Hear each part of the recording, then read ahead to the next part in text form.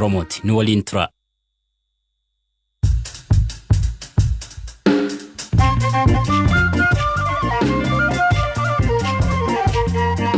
Yooyaa ammallee yooyaa dhaggeeffattoota raadiyoo BBC Afaan Oromoo sagantaan keenya Nairobi keenya irra dhufu am jalqabu. Qophii irraa keessatti haleellaa irra deebiin lubbuu nama hedduu galaafachuu jiruun mootummaan komatam. Makalaakaan akkuma uummanni iyyatuun dafee irra ga'aa hin jiru. Booda reeffa baasu kanatu jira malee dafee uummataaf qaqqabuun kun hin jiru. Waan akkasii mootummaadhaaf yeroo darbe walga'iirratti illee kaasnee turre. Kafaa'oo rakkoo akkamitti harka qaba? As kana dura baatanii waajjira kana bantanii itti seentanii yoo jettanii reeffa keessantu asii ka'aa jedhameetu dubbatameedha. Shawaa bahaasii hojjetaan waajjiraa doorsisa kanatu irra ga'e. Waldhabiinsi Itoophiyaa fi Suudaan maalirra jira sagantaa keessatti sanbeessimnaa oduu gaggabaaboo addunyaa harka isanii qabaa an asli galgalooti nuu dhiyaadha.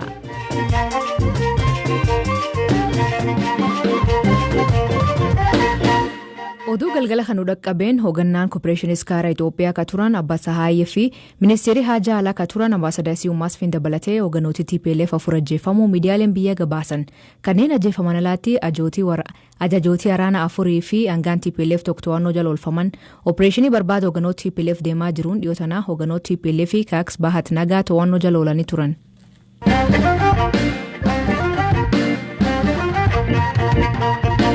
Nam 160 olitti haleellaa haaraa naannoo Beenishaangul Gumuz godina Matakaleetti raawwatameen ajjeefamuu jiraatonni BBC'tti himan.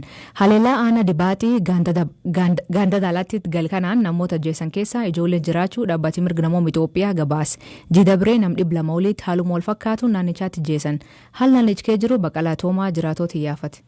ድርጊቱ የተፈጸመው ዳለቲ ቀበሌ ላይ ነው ጋሌሳ ነው ያለው gochichi kan raawwate ganda daaletti jedhamtu keessatti ani gaaleessan jira fageenyi isaa miilaan sa'aatii 3 walakkaa deemsisa barii sa'a 12 irratti waamichi nuuf dirmadhaan dhaqqabe as sodaan abaa'oo shanee waan jiruuf raayyaan ittisaa buqqaatota eeguu as jira ture akkuma waamichi nu dhaqqabeen raayyaa ittisaa waliin birmannee dhaqne konkolaataa hin qaban ture konkolaataa fe'umsaa tokkoon haga ta'e deemne wayitaa achi geenyu namni hedduun dhumee ture hidhattoonni haga tokko raayyaa ittisaa waliin walitti dhukaasanii baqatan booda reeffa funaannee konkolaataa lamarratti feenee gara gaalessaa fuunee dhufne haga yoonaa hin awwaalamne ani ija koon kan argee fi lakkaa'ee reeffa 82 garuu namni du'e 100 ol akka ta'edha odeeffannoon ani qabu ወደ 100 በላይ ሳያሻቅብ እንዳልቀረ ነው እንግዲህ አሁን ያለኝ መረጃ jiraatan amma dhageessan kan maqaan isaa akka hin dhaamne nu gaafate kun akka jedhutti haleellaa kana hidhattoonni abaa'oo shanee fi hidhattoonni gumuz waliin ta'uun raawwatani kanneen ajjeefaman ammoo sabaan amaaraa fi agaa'uudha jedha jiraatan biraa godina Matakkal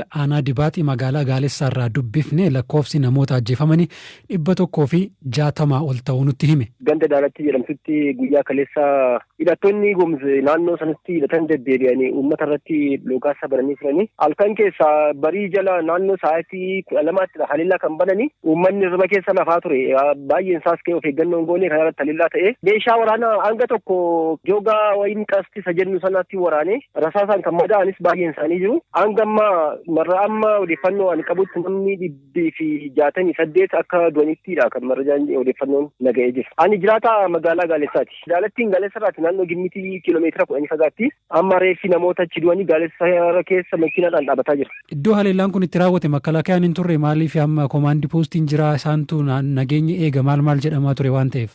Makalaakayaan akkuma uummanni iyyatuun dafee irra ga'aa hin jiru. Booda reeffa baasu kanatu jira malee dafee uummataaf qaqqabuun kun hin jiru. Waan akkasii mootummaadhaaf yeroo darbe walga'iirratti illee kaasnee turre uummanni komee kaasaa ture. Ammas kan mudataa jirus makanadha. Amma ka ajjeefamanii sabaan adda baafamanii moo akkanumatti eenyu akka ta'an hin beekamu? Lakki isaanoo bakka gurraacha duwwaa kan ajjeese diimaan ajjeesu akkuma jirutti diimaan ajjeesu Oromoo Amaaraa agaa'oo dabalatee jechuudha. Ajjechaa kana keessaa abaa'oo shanee harka qaba jedhamuun garuu dhugaa miti jedha jiraataan kun haa ta'u malee ajjechaa kaleessaa hordofuun raayyaan ittisa biyyaa ganda daalatti keessatti abaa'oo shanee soortu jechuun manneen gubuu fi nama tokko ajjeesu himu.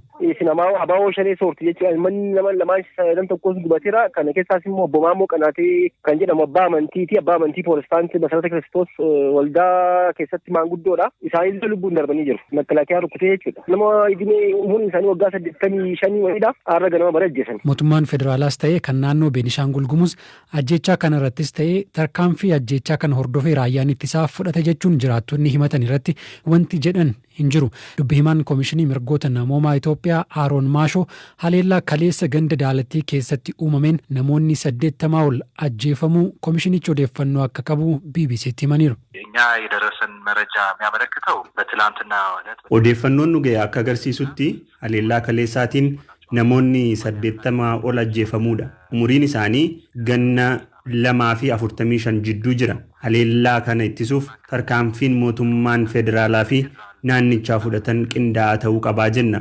Sababni isaa immoo taateen akkanaa irra deddeebiin uumamaa jira. ምክንያቱም ይሄ በተከታታይ ሁኔታ ነው እንደዚህ አይነት ክስተት የተከሰተው።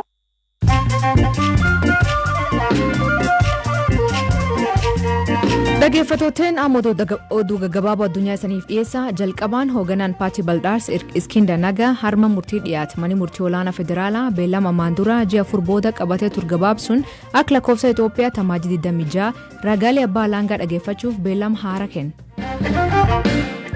Miseensoti paartii Rippaabilikaa Tiraampiitti gargalanii duul paartiin Demokiraatawaa Tiraampi aangoorra buqqisuuf eegalaniitti mahaman. Haleellaa Koongirees biyyarraatti deeggartoonni Tiraamp raawwataniif aangoorra buqqisuuf Koongireesiin har filannoo jalqabde. Tiraamp garuu himata haleellaa tanaa harka keessa qabaachuu mormate. Indoneeziyaan faca'insa COVID-19 dhaabuuf tallaalii jumlaa bilisaan dargaggootii akka argatu jalqabe. Biyyi hedduun jaaroolee dursanii tallaalii kenniteef Indoneeziyaan ammoo jaaroolee eegee aansiti. Wanni kun ta'eef warra hojii hojjetee dinagdee biyya guddisuu dursuuf. US filannoo Ugaandaa tajaajiluuf beekamuu waan dhabdeef irra jitee ilaaluu hin dandeetti. Ambaasadar Natalie Brown boodiin filannoo Ugaandaa marroo hedduu gaafannee garuu ibsi kennam hin jiru jette. Ugaandaan taboor filannoo tolfatu miidiyaa hawaasummaa cuftee jirti. Filannoo Ugaandaatiin wal qabatee aktivistooti mirga namoomaa 4 embaasii Ugaandaa Naayiroobii qabamte. Aktivistooti Keenyaa kun gochaama poolisii Ugaandaa hojjechaa jiru balaaleffachuuf embaasii duraatti walitti qabaman. Adoo warri miidiyaan hin dubbatinii poolisiin to'ase. Oduu biraatiin guyyaa muraasa keessatti Suudaaniin tallaalii COVID-19 UAE irraa argachuuf deemte akka gabaas Darfur 24 jidabree ministeerri muummee Suudaan Abdalla Hamdok tallaalii miliyoon 8 argachuuf deemnaa jedhe garuu gara inni dhufuuf hin himne. Oduun kanuma.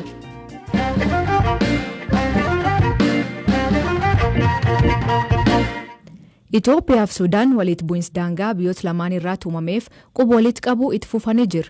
Suudaan hidhattoonni Itoophiyaa lammiilee nagaa jala ajjeesu jechuun Itoophiyaa yoo himattu Itoophiyaan ammoo haleellaa humnoonni Suudaan daangaa ce'uun raawwataa jiraniif obs fixadhee jedha. UAE'n biyyoota lamaan akka marii deebi'anii waamicha dhiyeesse. Baqqalaa Toomaa gabaas qaba. Ministeerri Haajaa Alaa Itoophiyaa waraanni Sudaan daangaa Itoophiyaa seenuun lafa qonnaa to'achuu fi qabeenya saamaa jiraachuu himeera. Dubbimaan ministeerichaa Ambaasadar Diinaa Muftii miidiyaaleef ibsa kennaniin akka jedhanitti sochiin waraanaa humnootii Sudaan daangaa Itoophiyaa keessatti taasisan kun walitti bu'iinsa daangaa biyyoota lamaanii ni hammeessa. Itoophiyaan ammallee rakkoon jiru mariin akka furamu feeti jedhan.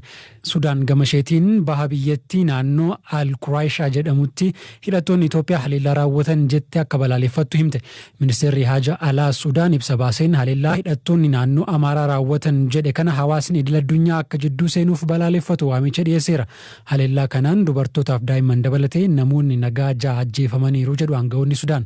Biyyoonni lamaan daangaa kiiloomeetira 750 ta'u kan waliin qooddatan yoo ta'u lafa qonnaa bal'aa Alfashagaa jedhamu irratti yeroo dheeraaf wal dhabaa turani. Daangaan biyyoota lamaanii qixaan sararamee beekamuu baatus biyyoonni lamaan haga tokko wal hubannoon lafa qonnaa kana misoomsaa akka turan xiinxaltoonni dhimmicha quba qaban ni himu. Walitti bu'iinsa lola naannoo Tigraay keessa tureen booda dhalate kanaaf ka'umsi maal akka ta'e hin beekamu. Mootummaan Itoophiyaa humnooti waraanaa Sudaan waraanni Itoophiyaa lola naannoo Tigraay keessa jiruun ko'ommachuu arganii lafa daangaarra jiru of harkatti galfatan jechuun himataa ture. Humni waraanaa Sudaan ibsa muddee 31 baaseen lafa Sudaaniif mala jedhu mara to'achuusaa beeksisee ture. Lolli naannoo Tigraay keessa ture goolabamuu hordofuun lafa loltoonni Sudaan to'atan bakkatti deebisuuf Itoophiyaan tarkaanfii fudhachuu ishee Ambaasadar Diinaa Muftii amma dura BBC'tti himanii turan. Reuters akka gabaasetti biyyoonni lamaan naannoo daangaatti loltoota isaanii walitti qabachaa jiru. Roobii har'aa xiyyaarri waraanaa Itoophiyaa daangaa Sudaan qaxxaamure jechuun kan komatte Sudaan gocha akkana balaa hamaa qaba jechuun akeekkachiisus Reuters gabaaseera. Itoophiyaan haleellaa humnoonni Sudaan daangaa ce'uun raawwataa jiraniif obsa fixachaa jiraachuu himte. Sudaan ammoo Itoophiyaa waliin lola hin feenu garuu haleellaa nurratti raawwatamu ofirraa qolannaa jette. muddamni biyyoota lamaan jidduutti hammaachaa jiru akka salphatuu fi biyyoonni lamaan mariitti akka deebi'an United Arab Emirates waamicha dhiyeessee jirti. Koreen waloo ijaaramee bu'uura waliigaltee bara 1972 biyyootni lamaan mallatteessaniin furmaatni karaa nagaa akka barbaadamu Itoophiyaan waamicha dhiyeessuu ishee Sudan Tribune gabaaseera.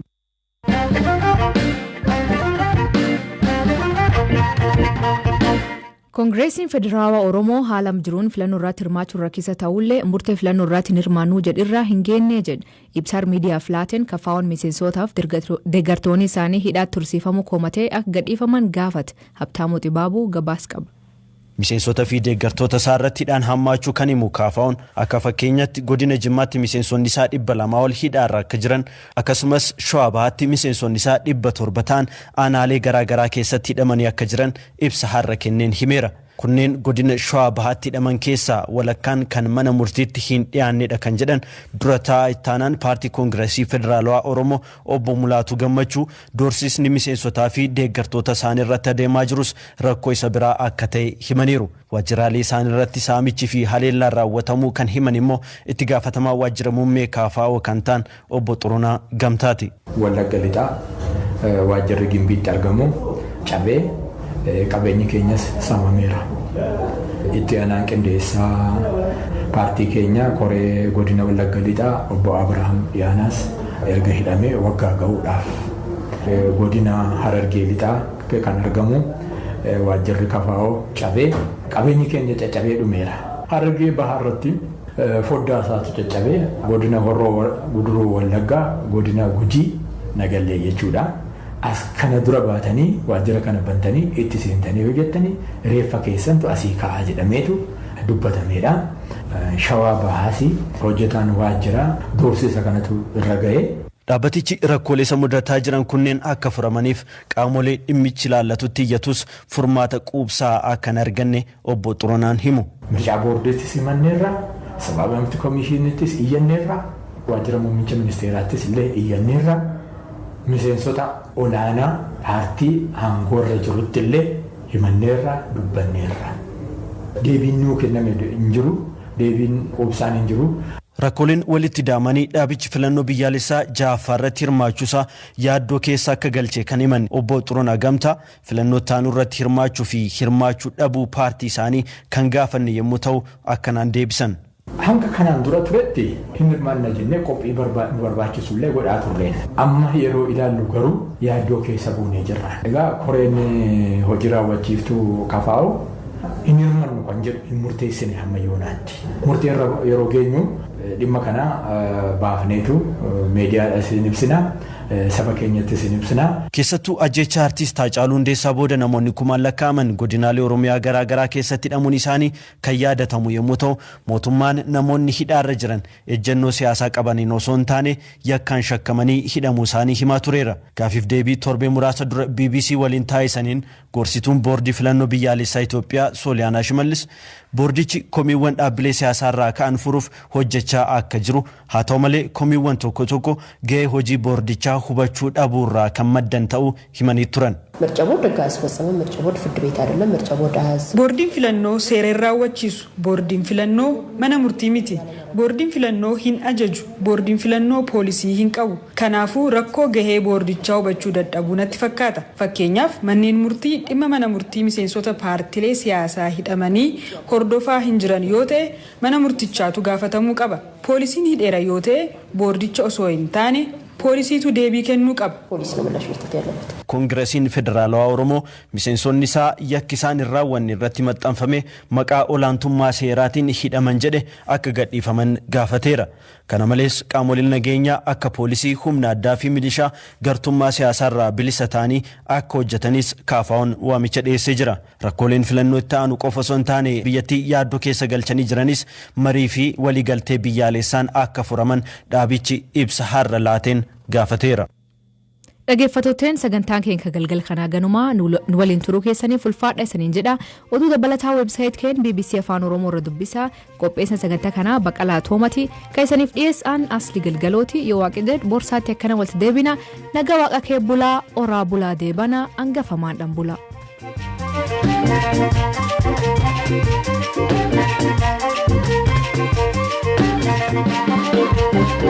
Thank you.